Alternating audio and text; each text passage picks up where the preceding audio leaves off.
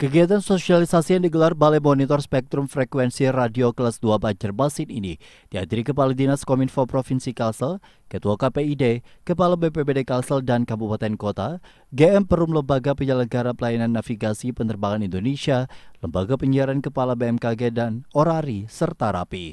Kepala Dinas Kominfo Kalsel, Dr. Haji Muhammad Muslim sangat apresiasi kegiatan ini karena dengan melibatkan para pengguna dan penyelenggara komunikasi di Kalimantan Selatan bisa meningkatkan persepsi dan pengetahuan tentang monitoring dan pengendalian spektrum frekuensi oleh Balmon. Selain itu dirinya juga berharap agar bisa semua pihak memanfaatkan spektrum frekuensi radio dengan arif dan bijaksana agar bisa dimanfaatkan seluas-luasnya untuk kepentingan masyarakat.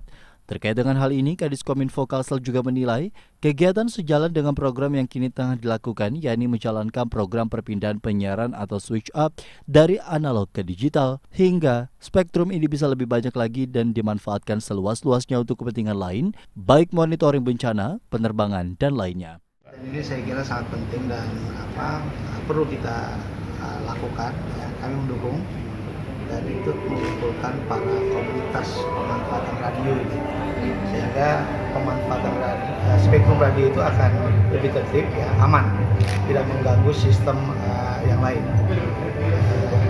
Oleh karena itu, dengan adanya sosialisasi seperti ini, pertama akan meningkatkan persepsi dan pengetahuan yang sama bagaimana monitoring dan pengendalian yang dilakukan oleh teman-teman balai. Ya.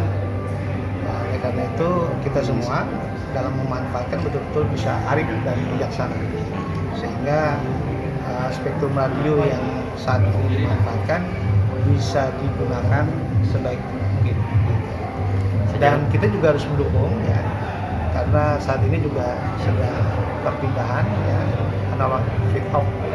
Jadi dari analog ke digital, sehingga spektrum ini bisa lebih banyak lagi, ya, sehingga bisa dimanfaatkan lagi seluas-luasnya untuk kepentingan yang lain.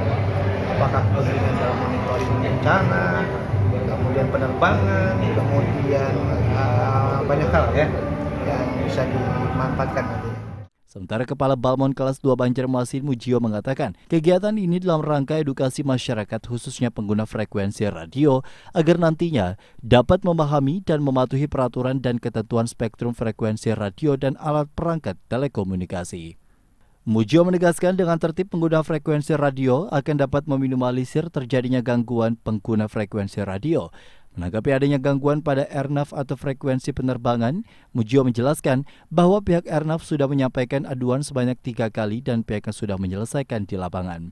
Pihaknya mengimbau kepada masyarakat agar mematuhi dan memahami segala ketentuan dalam penggunaan spektrum frekuensi radio dan alat telekomunikasi demi tertibnya pengguna dan meminimalisir terjadinya interferensi frekuensi radio.